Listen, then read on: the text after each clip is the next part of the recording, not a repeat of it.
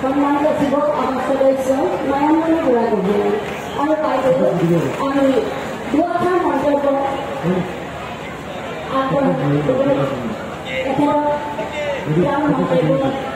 আগবঢ়াবলৈ মোৰ বাইদেউ ক'ব নালাগে গৰম সকলোৰে ৰঙালী বিহুৰ শুভেচ্ছা জনাইছোঁ আৰু ৰঙালীৰ দৰে সকলোৰে জীৱন যাতে ৰঙেৰে উপচি পৰে তাকেই মই আশা কৰিছোঁ আৰু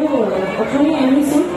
ইমান ধুনীয়াকৈ নাচিছে মই মানে ভাবিছোঁ মই আজি ইমান বছৰ কাম কৰিছোঁ অসমীয়া চলচ্চিত্ৰ জগতত কিন্তু ধুনীয়াকৈ চাগে আমি নাচিবলৈ নাজানো ইমান সুন্দৰকৈ নাচিছে গতিকে মই বিচাৰোঁ বুলি ভাবিছোঁ যে তেওঁলোকে তাক